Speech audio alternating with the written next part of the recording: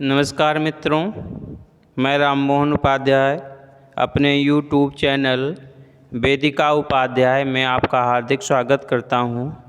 मित्रों, जैसा कि आप लोगों को मालूम है कि लखनऊ विश्वविद्यालय एमएड प्रवेश परीक्षा 2020 15 अक्टूबर को प्रस्तावित है। मेरे कुछ विद्यार्थियों के द्वारा मुझे फ़ोन किया गया कि सर उसके एमएड प्रवेश परीक्षा के सिलेबस के ऊपर कुछ चर्चा कर दीजिए, हम लोगों को सिलेबस की जानकारी नहीं है। तो मित्रों, आज मैं आप लोगों से प्रवेश परीक्षा के सिलेबस पर डिस्कस करूंगा। तो जो लखनऊ विश्वविद्यालय की प्रवेश परीक्षा होनी है एमएड की, उसमें कुल 3 चरण हैं या कुल 3 चरणों में प्रवेश प्रक्रिया संपन्न होगी। हमारी प्रवेश प्रक्रिया के कुल 3 चरण हैं। पहला है लिखित परीक्षा, दूसरा है शैक्षिक अभिलेख गुणांक और तीसरा है साक्षात्कार। तो हमारी जो कुल लिखित परीक्षा है जो कि 15 अक्टूबर को प्रस्तावित है, वो कुल 250 नंबरों की होगी। कुल 250 अंकों की होगी। 50 नंबर का आपका शैक्षिक अभिलेख गुणांक होता है और 10 नंबर का एक साक्षात्कार होता है। साक्षात्कार के विषय में अभी बहुत निश्चित नहीं है कि अब की बार चूँकि कोरोना महामारी का प्रकोप है तो साक्षात्कार होगा या नहीं होगा, लेकिन लिखित परीक्षा आपकी 15 अक्टूबर को हो रही है। तो जो हमारी लिखित परीक्षा है मित्रों, यह कुल 3 घंटों की है। इसमें जो है पहला पार्ट है वह है मानसिक योग्यता परीक्षण का। मानसिक योग्यता परीक्षण का यह मानसिक योग्यता परीक्षण जो है कुल 100 अंकों की है। कुल 100 अंकों की है और यह परीक्षा वस्तुनिष्ठ प्रकार की होगी।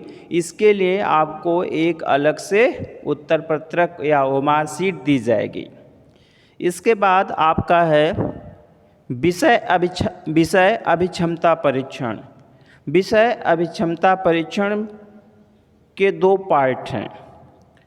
उस पहला पार्ट जो है जो ऑब्जेक्टिव होगा वह कुल 80 अंकों का है और 20 अंकों का जो है लघु उत्तरी प्रश्न पूछे जाएंगे।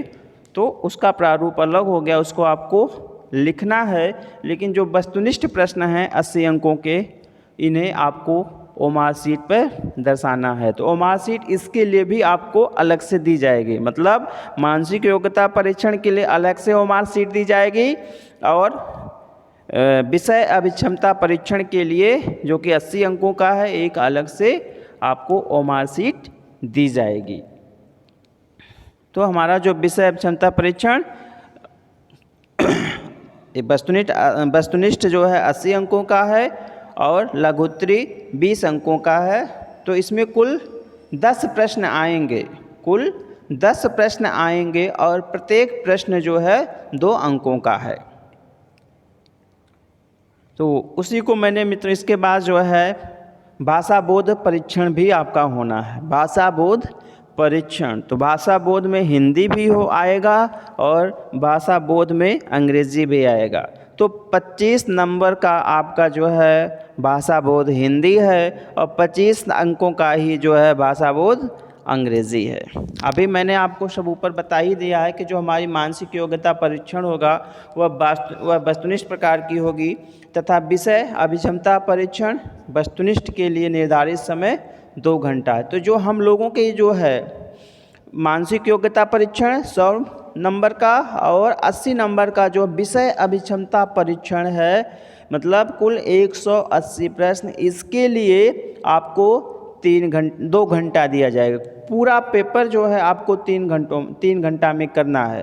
पूरा पेपर आपको 3 घंटे में करना है। उसमें से 2 घंटा आपको मानसिक योग्यता परीक्षण और विषय अभिक्षमता परीक्षण के लिए दिया जाएगा, जो कि वस्तुनिष्ठ प्रकार का होगा। अभी मैंने बताया दोनों के लिए एक ही ओमार सीट नहीं होगी, दोनों के लिए आपको अलग अलग ओमार सीट दी जाएगी, इसका आप लोग ध्यान दीजिएगा। और जो हमारा विषय अभिक्षमता परीक्षण जो लघुत्तरी में होना है, 10 क्वेश्चन आने हैं, और भाषा बोध दोनों हिंदी और अंग्रेजी के लिए 1 घंटा निर्धारित किया गया। तो 2 + 1 3 घंटा आपको मिलेगा। और जो आपका भाषा बोध परीक्षा है या भाषा बोध परीक्षण है, उसमें आपका देखा जाएगा कि इंग्लिश भाषा में किस प्रकार की समझ है और कैसी जांच मतलब इंग्लिश भाषा की समझ और कौशल की, ठीक है, उसमें किस प्रकार के आपके कौशल है उसकी जांच की जाएगी। मतलब किस प्रकार से, सामान्य तौर पे जो कॉम्प्रिहेंसिव टेस्ट होता है उसमें पैराग्राफ दे दिया जाता है और उस पैराग्राफ को आप पढ़ते हो, ठीक है, और उसी से प्रश्न पूछ लिए जाते हैं और उसे आप लिखते हो। आपने पढ़ा होगा, हाई स्कूल में पढ़ा होगा, इंटर में पढ़ा होगा, ग्रेजुएशन में भी अगर लैंग्वेज रही होगी तो आपने पढ़ा होगा। तो हमारा जो है लखनऊ विश्वविद्यालय का टोटल प्रारूप यही है, यही हमारा सिलेबस है। हाँ, एक चीज़ आपको और बतानी है, जो हमारा विषय अभिक्षमता परीक्षण होना है, विषय अभिक्षमता परीक्षण, इसके लिए इन्होंने लखनऊ विश्वविद्यालय का जो बीएड का सिलेबस है, लखनऊ विश्वविद्यालय का जो बीएड का सिलेबस है, उसी सिलेबस को निर्धारित किया है। अगर जितने पेपर आपने पढ़े हैं सबसे प्रश्न आ सकते हैं, लेकिन सबसे ज़्यादा आपको सजग रहने की आवश्यकता है। साइकोलॉजी से, फिलॉसफी से, सोशियोलॉजी से, मतलब सब एजुकेशनल परिप्रेक्ष्य में है, टेक्नोलॉजी से, इनोवेशन उधर आपका है, इनोवेशन में, ये सब चीज़ें आप पढ़ लीजिएगा। अभी 4th सेमेस्टर में आपका रहा है समकालीन भारत और शिक्षा, उससे भी प्रश्न निश्चित रूप से आएंगे। तो आप बीएड का जो सिलेबस है उसे एक बार फिर से देख लीजिएगा कि हमने बीएड में कौन कौन से पेपर पढ़े हैं और उन पेपरों के कंटेंट क्या क्या थे और हमारे लिए क्या क्या महत्वपूर्ण है, आपको ये चीज़ देखना है। इसके बाद जो है, ये तो हो गया आपका लिखित परीक्षा का प्रारूप। इसके बाद और लिखित परीक्षा टोटल कितने अंकों की हो गई, 250।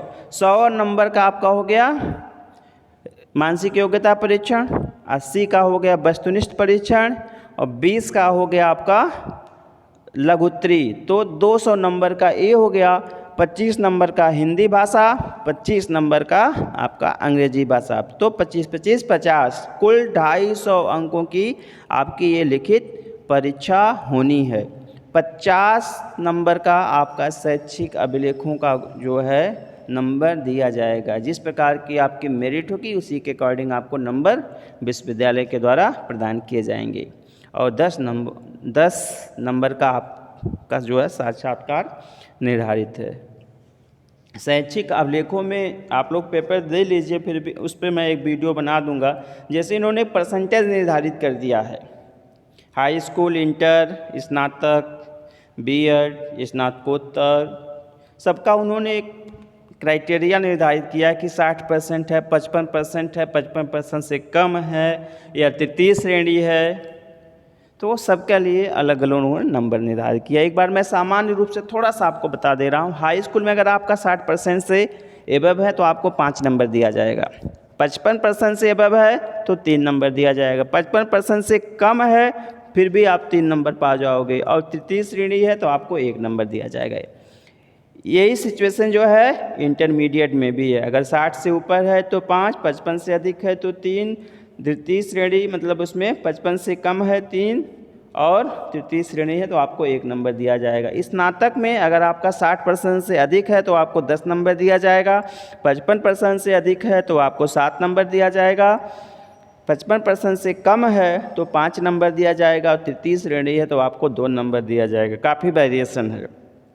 अगर बीएड में आपका 60% से ऊपर है तो आपको 15 नंबर दिया जाएगा, अगर आपका 55% से ऊपर है तो 11 नंबर दिया जाएगा, 55% से कम है तो 7 नंबर दिया जाएगा, और तृतीय श्रेणी है तो आपको 3 नंबर दिया जाएगा। इसी प्रकार से इस स्नातकोत्तर में पीजी में है आपका, अगर आपका 60% से अबव है तो 15 नंबर, 55% से अबव है 11 नंबर, 55% से कम है तो 7 नंबर, और तृतीय श्रेणी है तो 3 नंबर। इस प्रकार से इन्होंने जो है कुल 50 अंक का जो है शैक्षिक अभिलेख गुणांक निर्धारित किया है।